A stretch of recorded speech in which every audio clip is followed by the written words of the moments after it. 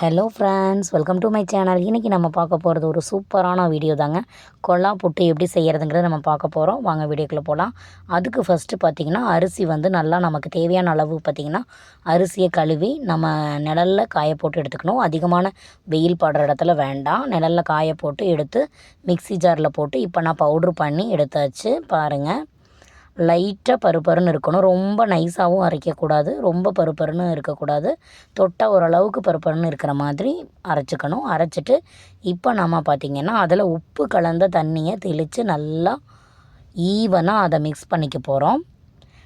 ஒரு 2 புட்டு அளவுக்கு பார்த்திங்கன்னா 2 புட்டு அளவுக்கு பார்த்திங்கன்னா இந்த உப்பு கலந்த தண்ணியை தெளித்து நம்ம நல்லா ஈவனாக மிக்ஸ் பண்ணிக்கணும்.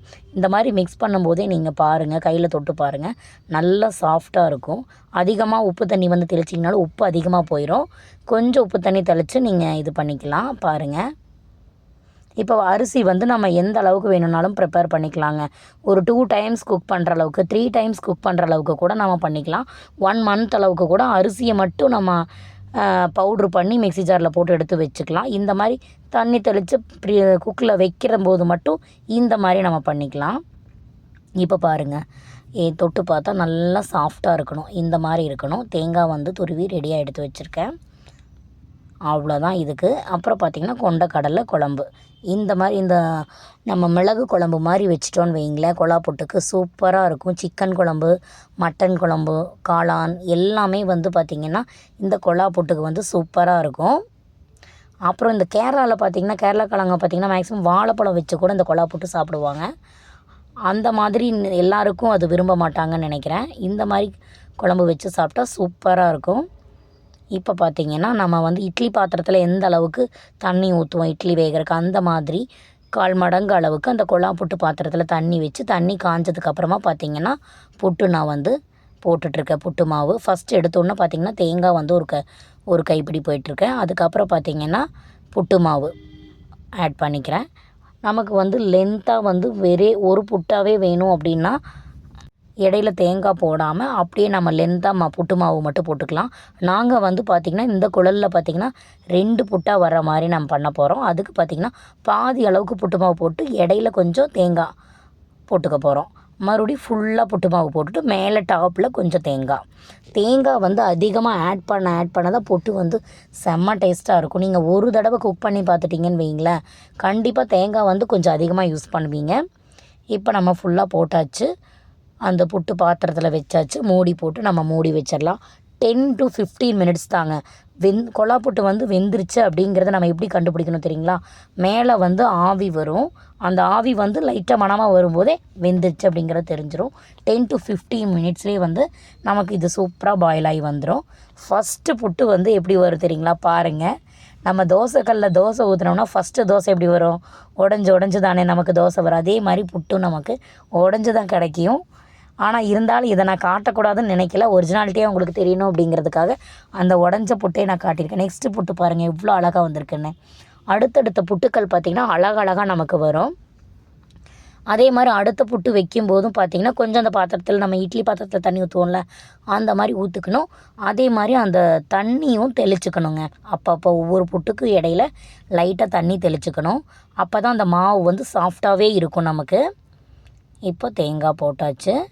தேங்காய் போட்டதுக்கப்புறமா மறுபடி புட்டு மாவு, மேலே டாப்பில் மறுபடி தேங்காய் வந்து அதிகமாக சேர்த்த செமையாக இருக்கும் டேஸ்ட்டு. ஏன்னா ஒவ்வொரு வாய்க்கும் நம்ம தேங்காய் லைட்டாக தொட்டு குழம்புல முக்கி சாப்பிட்டோம்னா தான் டேஸ்ட்டு சூப்பராக இருக்கும். நீங்கள் ஒரு தடவை குக் பண்ணிங்கன்னு வைங்களேன், ஆட்டோமேட்டிக்காக தேங்காய் வந்து நீங்கள் அதிகமாக யூஸ் பண்ண ஆரம்பிச்சிருவீங்க. நாம் இந்த மாதிரி அரிசி வந்து கழுவி காய வச்சு பவுட்ரு பண்ணுறோம்லங்க, இந்த மாதிரி பார்த்திங்கன்னா ஒரு 3 தடவை குக் பண்ணுற அளவுக்கு உண்டான நம்ம அரிசி வந்து ப்ரிப்பேர் பண்ணி எடுத்து வச்சுக்கலாம். கொஞ்சம் ஈஸியாக இருக்கும், நமக்கு ஒர்க்கிங் வந்து கொஞ்சம் கம்மியாக தெரியும். இப்போ பாருங்கள், அடுத்த புட்டு ஆயிடுச்சு. பின்னாடி வந்து ஒரு ஓட்டை மாதிரி இருக்கும். அதில் வந்து நான் அந்த குச்சி வச்சு வெளியில் தள்ளுறேன். எவ்வளோ அழகாக வரும்னு பாருங்கள். ஏன்னா ஃபஸ்ட்டு புட்டு கண்டிப்பாக உடஞ்சி தான் வரும் எல்லாருக்குமே. செய்ய உங்களுக்கும் நல்லா ப்ராக்டிஸ் ஆகிடும். மேக்ஸிமம் பார்த்திங்கன்னா இங்கே யாருக்குமே பார்த்திங்கன்னா கொல்லா புட்டு தெரியாது. கேரளாவில் தான் மேக்ஸிமம் இந்த ரொம்ப ஃபேமஸ்ஸு கொல்லா புட்டு, கொண்டக்கடலை.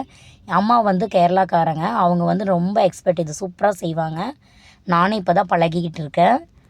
சூப்பராக இருக்குது பாருங்கள் கொல்லா புட்டு. என் ஹஸ்பண்டுக்கு ரொம்ப ரொம்ப ஃபேவரட் டிஷ்ஷுங்க. எங்கள் வீட்டில் வீக்லி ஒன்ஸ் பார்த்தீங்கன்னா கொல்லா புட்டு கண்டிப்பாக இருக்கும்.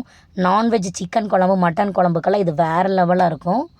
செம்மையாக இருக்கும். ஓகே ஃப்ரெண்ட்ஸ், பார்த்தீங்களா செம்மையாக இருக்குது. கண்டிப்பாக எல்லாருமே ட்ரை பண்ணி பாருங்கள்.